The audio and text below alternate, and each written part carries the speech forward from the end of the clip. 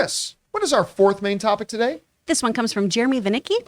Greetings and salutations. So I stayed up to watch the first 2 episodes of the new Willow series.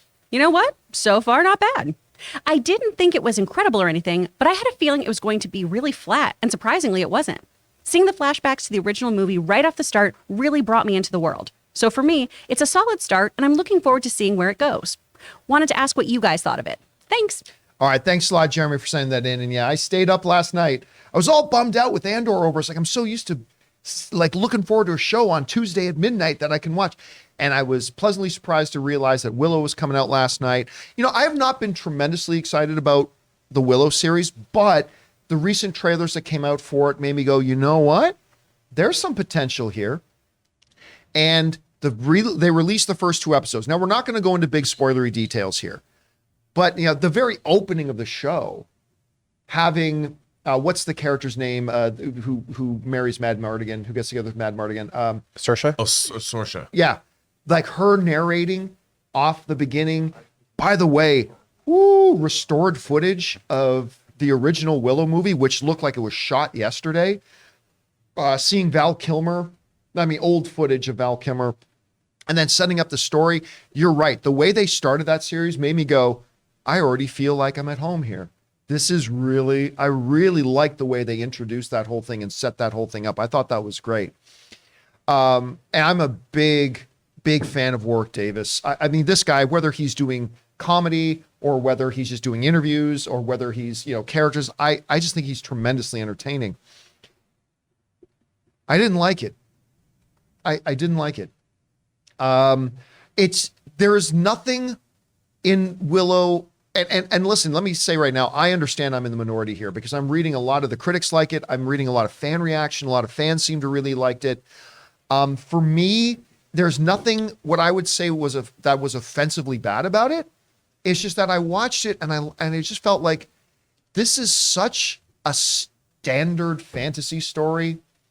And the princess is betrothed, but she doesn't want to marry the betrothed. She's already in love with somebody else and blah, blah, blah. It's like, okay, well, I've seen that before. You know what it was?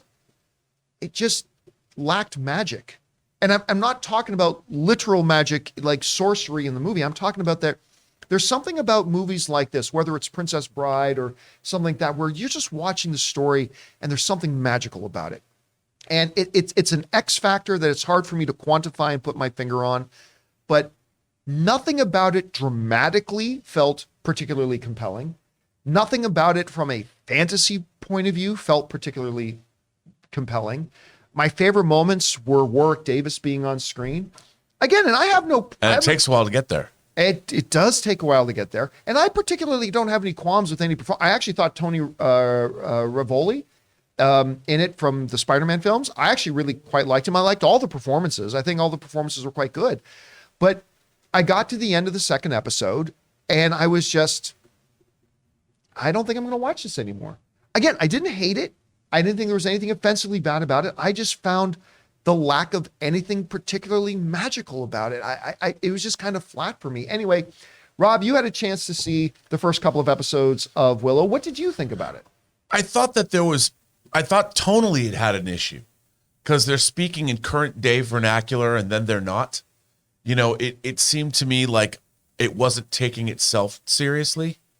And even the way they kind of set up these 2 relationships with people, like teen entanglement relationships. And I'm like, that's an interesting way to go, I guess. But it was... Little CW. It was really CW. And I'll tell you something else.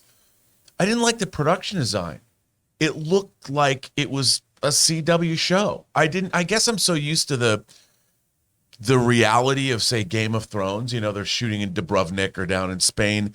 This all looked, I love the landscapes and all that, but it looked, I didn't buy it. I didn't believe it. I didn't even believe the people's haircuts. I'm like this guy, the brother in it, he looks like a rock star. He's got this fop of hair and I'm like, what are you, Jim Morrison? Like what's with you, dude? And I'll tell you, and Joanne Whaley was great. I loved her. Yeah. I'm like, what show are you in?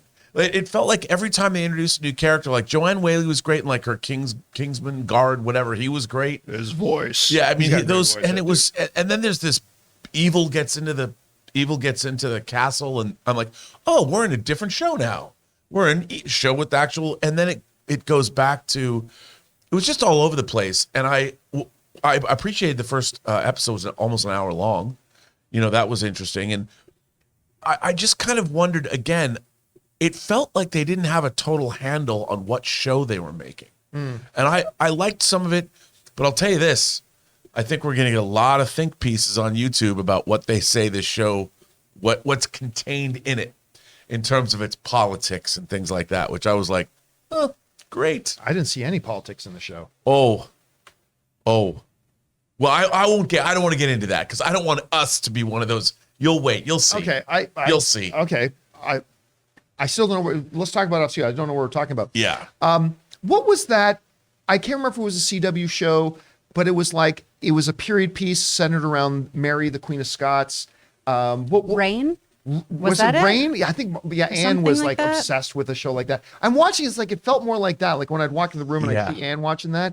Anyway, Taylor, you watched the couple of episodes of Willow, did you not?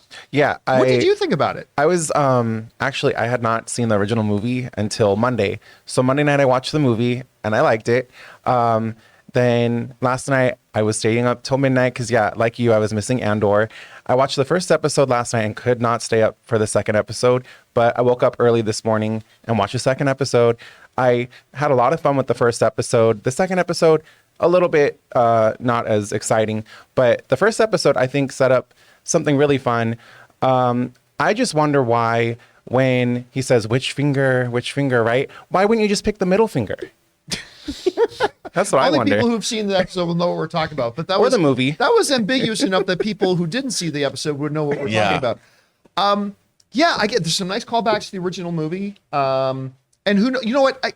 I think I'm tapping out of this show after 2 episodes. But if people tell me later on that it really picks up and gets going, because this, you know who's behind it? Jonathan Kasdan.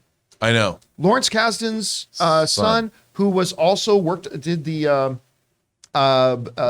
he worked on Solo, did he not? Like afterwards, I can't remember. Maybe Jake did. I'm not sure. But I mean, you got good people behind it. There's promise there. Again, to me, it lacked magic. I didn't really feel anything for it. I agree. And once they go off on their quest, it kind of got a little goofy. You know, like Which, if you watch the original Willow, a little goofy is a part of the but I mean, game. like one of the characters who has a horse, and then she falls off, or she gets separated from her horse, but she's like, I'm just gonna keep walking. I've got no supplies, but I'm just gonna go through this. I'm gonna go. That showed the character's determination. Yeah. I don't know. All right, guys. I wasn't a big fan of it. Question is, I think a lot of people were, though, from the reactions I'm seeing online from different people. What did you think of the first couple of episodes of Willow? Maybe you were all on board with it. Maybe you really liked what you saw. Maybe you're like me and it kind of fizzled for you. Whatever you guys thought about it, jump down to the comments section below and let us know your thoughts. Guys, we want to thank a sponsor of today's video, Mint Mobile. This holiday season, the best deal in wireless can only be found at Mint Mobile. Right now, when you switch to Mint Mobile and buy any 3-month plan, you'll get another 3 months free. As the first company to sell premium wireless service online only, Mint Mobile lets you order and activate from home with eSIM while saving tons on phone plans starting at just $15 a month. Guys, I've been using Mint Mobile long before this holiday deal, and I have to say, it is the perfect time to switch. Since I switched to Mint Mobile, I've been spending 1/3 of what I used to spend on my mobile service with the other big name company. And with this buy 3 months, get 3 months free, not only is it a great choice for you, but it makes great gifts for the people you love. Mint Mobile's best offer of the year is here. By going online only and with eSIM and eliminating the traditional costs of retail, Mint Mobile passes those significant savings on to you. All of their plans come with unlimited talk and text plus high-speed data delivered on the nation's largest 5G network. You use your own phone with any Mint Mobile plan and switch easily and effortlessly with eSIM. Or if you need a new device, for a limited time, get 6 months of free service when you buy a selected device and plan. So guys, for a limited time, buy any 3-month Mint Mobile plan and get 3 more months free by going to mintmobile.com/Campea. That's mintmobile.com/Campea.